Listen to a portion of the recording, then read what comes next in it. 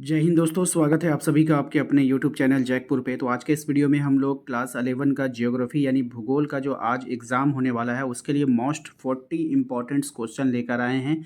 यकीन जानिए यहाँ से क्वेश्चन जो है आप लोगों का भर भर के पूछा जा रहा है। तो इससे पहले भी इसका सेट 1 मैंने अपलोड कर दिया, यदि नहीं देखा है तो इस वीडियो के लास्ट में वो आपको दिखेगा, यानी तो 11th क्लास वाले प्लेलिस्ट में जाइएगा, वहाँ पर आपको ज्योग्राफी का सारा वीडियो दिख जाएगा। तो वहाँ से देख कर जाना है सभी को, ठीक है। तो चलिए शुरू करते हैं हम। एंड हमारे चैनल पे पहली बार आए हैं तो सब्सक्राइब कर लीजिएगा, घंटी वाले आइकन को प्रेस कर लीजिएगा ताकि आने वाली हर एक वीडियो का नोटिफिकेशन आपके मोबाइल पे चला जाए। सबसे पहला सवाल देखिए जो इम्पोर्टेंट है, बिग बैंग सिद्धांत का प्रतिपादन किसने किया था। आपके पास ऑप्शंस है, 4 ऑप्शंस दिया जाएगा, तो वहाँ पर आप लोगों को आंसर करना है। तो यहाँ पे देखिए सबसे जो पहला अंश का जो आंसर होगा एडविन हब्बल हो जाएगा, ठीक है। दूसरा सवाल है हमारा, बिग बैंग सिद्धांत के अनुसार ब्रह्मांड की उत्पत्ति आज से लगभग कितने वर्ष पूर्व हुई थी। तो इसकी उत्पत्ति जो हुई थी 13.7 यानी कि 7 वर्ष पूर्व हो गई थी, ठीक है। पृथ्वी की औसत दूरी कितनी है। तो पृथ्वी की जो औसत दूरी है वो 14.96 करोड़ किलोमीटर है। अगला सवाल है हमारा कि आंतरिक ग्रह के अंतर्गत निम्नलिखित में से किस ग्रह को नहीं रखा जाता। तो आंतरिक ग्रह के अंतर्गत किस ग्रह को नहीं रखते हैं, तो शनि को नहीं रखते हैं, ठीक है।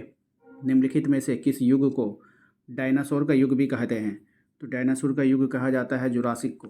किसको कहते हैं, जुरासिक को। पृथ्वी पर जीवन का प्रारंभ आज से लगभग कितना वर्ष पहले हो गया था, ठीक है। तो ये आपका हो गया था 3 अरब 80 करोड़ वर्ष पहले ही हो गया था। निम्नलिखित में से कौन सी गैस सौर विकिरण के लिए पारदर्शी जबकि पार्थिव विकिरण के लिए अपारदर्शी है। राइट आंसर हो जाएगा कार्बन डाइऑक्साइड। अगला सवाल है हमारा, बताइए मानव के लिए वायुमंडल का सबसे महत्वपूर्ण घटक निम्नलिखित में से कौन है। तो मानव के लिए जो सबसे महत्वपूर्ण घटक होगा वो होगा आपका जलवाष्प। नेक्स्ट है, निम्नलिखित में से कौन सी वायु की उस दशा को दर्शाता है जिसमें वायु की नमी उसकी पूरी क्षमता के अनुरूप होती है। राइट आंसर हो जाएगा ऑप्शन नंबर घ, संतृप्त आर्द्रता।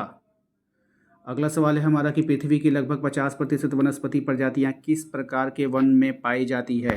तो ये जो पाई जाएगी ऑप्शन नंबर गो, उष्णकटिबंधीय वर्षावन में। नेक्स्ट सवाल है हमारा, संकटपन पौधों और जीवों की प्रजातियां तथा उनके संरक्षण के लिए रेड डाटा सूची किसके द्वारा किया जाता है। तो ये जो डाटा सूचित किया जाता है देखिए यहाँ पर जितना भी है ऑप्शंस आपको यहाँ पे दिख रहा होगा, संयुक्त राष्ट्र संघ, यूनेस्को, अंतर्राष्ट्रीय श्रम संगठन, अंतर्राष्ट्रीय स्वास्थ्य संगठन, ये सब आंसर गलत है, ठीक है। इसका राइट आंसर होता है IUCN।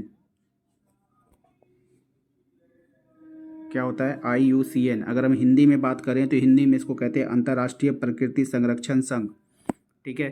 तो ये आप लोग लिख लेना। नेक्स्ट है आपका, जैव विविधता का संरक्षण निम्नलिखित में से किसके लिए सर्वाधिक महत्वपूर्ण है। तो ये जो हो जाएगा आपका राइट आंसर ग, ठीक है। जंतु के लिए भी और पौधे के लिए भी ऑप्शन ग हो जाएगा। 1992 ईस्वी में पृथ्वी सम्मेलन का आयोजन किस देश में हुआ था। तो ये जो हुआ था आपका ब्राज़ील में हुआ था, याद रखिएगा। अगला सवाल है हमारा कि भूगोल धरातल के विभिन्न भागों में कारणात्मक रूप से संबंधित तथ्यों में भिन्नता का अध्ययन करता है, ये कथन किसका है। तो ये जो कथन है ये अल्फ्रेड हेटनर का है। नेक्स्ट है आपका, निम्नलिखित में से किसे भौतिक लक्षण कहा जा सकता है। तो यहाँ पर भौतिक लक्षण हम लोग कहेंगे मैदान को। किसको कहेंगे, मैदान को। पृथ्वी की उत्पत्ति से संबंधित निहारिका परिकल्पना किसके द्वारा दिया गया है। तो ये जो दिया गया है ऑप्शन नंबर को लाप्लास के द्वारा, ठीक है। नेक्स्ट है आपका, खगोलीय दूरी मापने की इकाई निम्नलिखित में से कौन है। तो खगोलीय दूरी मापने की जो इकाई है वो हो जाएगा आपका प्रकाश वर्ष।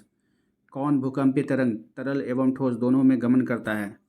तो कौन करेगा, पी तरंग, ठीक है। नेक्स्ट है आपका, निम्नलिखित में से कौन जोवियन ग्रह का उदाहरण है। तो जोवियन ग्रह का जो उदाहरण होगा वो ऑप्शन घ बृहस्पति हो जाएगा। अगला सवाल है, निम्नलिखित में से कौन पार्थिव ग्रह का उदाहरण है। तो पार्थिव ग्रह का उदाहरण हो जाएगा आपका शुक्र ग्रह, ठीक है। पृथ्वी की उत्पत्ति आज से लगभग कितने वर्ष पूर्व हुई थी। तो पृथ्वी की जो उत्पत्ति हुई थी आज से लगभग 4.6 अरब वर्ष पूर्व हो गई थी। नेक्स्ट सवाल है आपका कि पृथ्वी की त्रिज्या कितनी है।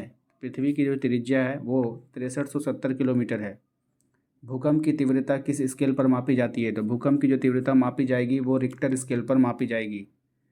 अगला सवाल है हमारा, ग्रेनाइट किस प्रकार की चट्टान का उदाहरण है। तो ग्रेनाइट जो है वो आग्नेय चट्टान का उदाहरण है। संवहन तरंग सिद्धांत का प्रतिपादन किसके द्वारा किया गया। तो संवहन तरंग सिद्धांत का जो प्रतिपादन किया गया हैरिस हैस के द्वारा किया गया। सागरीय अधस्थल विस्तार का सिद्धांत किनके द्वारा दिया गया है? राइट आंसर हो जाएगा हैरिस हैस के द्वारा। नेक्स्ट है आपका मैग्मा के ठंडे होने के से किस प्रकार के चट्टान का निर्माण होता है? राइट आंसर हो जाएगा आग्नेय चट्टानों का निर्माण होता है। संगमरमर किस प्रकार के चट्टानों का उदाहरण है? तो संगमरमर जो उदाहरण होगा वो हो जाएगा ऑप्शन नंबर गो कायांतरित चट्टानों का उदाहरण है। प्रादेशिक उपागम का प्रवर्तन किस भूगोलवत्ता के द्वारा किया गया? तो ये जो किया गया है ऑप्शन नंबर को कार्ल रिटर के द्वारा किया गया है।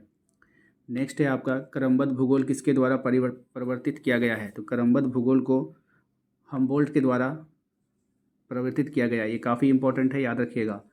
भूगोल के किस उपागम की विधि को परकरण विधि भी कहते हैं? तो इसको कहते हैं हम लोग क्रमबद्ध उपागम को। समुद्री मार्ग से पृथ्वी की परिक्रमा करने वाला प्रथम नाविक कौन था? तो ये जो था आपका मैगेलन था।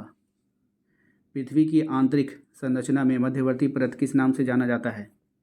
तो इसको जाना जाता है मेंटल के नाम से। भूसंचलन किससे उत्पन्न होता है? तो भूसंचलन जो उत्पन्न होगा समुद्री तरंग से उत्पन्न होता है। ज्वालामुखी और भूकंप किस प्रकार की क्रियाएं हैं? तो ज्वालामुखी और जो भूकंप है वो जो है आपका आकस्मिक क्रियाएं हैं। ठीक है, अगले सवाल पे ही अगला सवाल है हमारा कि वायुमंडल में सर्वाधिक मात्रा में कौन सी गैस पाई जाती है? तो वायुमंडल में सर्वाधिक मात्रा में जो पाई जाएगी वो नाइट्रोजन पाई जाएगी। सभी प्रकार की मौसमी घटनाएं वायुमंडल की किस परत में घटित होती है? राइट आंसर हो जाएगा क्षोभ मंडल में। नेक्स्ट है आपका निम्नलिखित में से कौन वर्षण के अंतर्गत शामिल नहीं किया जा सकता? तो किसको नहीं कर सकते हैं? तो संघनन को। अगला सवाल है विश्व पर्यावरण दिवस कब मनाते हैं? काफ़ी इंपॉर्टेंट सवाल है। तो ये मनाया जाता है 5 जून को। अगला सवाल है निम्नलिखित में से कौन जीव मंडल को प्रदूषित कर रहा है? तो कौन जीव मंडल को प्रदूषित करेगा? तो औद्योगिक विकास, यानी फैक्ट्री वगैरह जो भी बनाया जाता है ना, तो वो जीव मंडल को प्रदूषित कर रहा है। हमारे इस वीडियोज़ और हमारे चैनल्स को सपोर्ट किया है और संजीव ने साहिबगंज से, राहुल यादव, संदीप कुमार कोडरमा से, देवेंद्र खूंटी से, अभिजीत गोपे गुमला से और हरिदेव रांची से, सनाउल्ला लातेहार से और तईब अंसारी, साधना कुमारी सिंह, शदफ शेख चतरा से, विद्यासागर जामताड़ा से, रोशन कुमार हजारीबाग से, विशाल कुमार हजारीबाग से एंड शांति प्रिया चतरा से, पांडु मुंडा पलामू से, रोशन गिरिडीह से, शिवम कुमार दुमका से, किसान लातेहार से, शांति हेमरम गुड्डा से। इन लोगों ने हमारे चैनल और वीडियोस को सपोर्ट किया। आप लोगों का बहुत बहुत धन्यवाद। अगर आप भी हमें सपोर्ट करना चाहते हैं तो वीडियो को लाइक करके चैनल को सब्सक्राइब कर लीजिए एंड कमेंट बॉक्स में अपना नाम और अपने ज़िला का नाम ज़रूर टाइप कीजिए। तो मिलते हैं हम लोग अपने अगले वीडियो में। Thank you.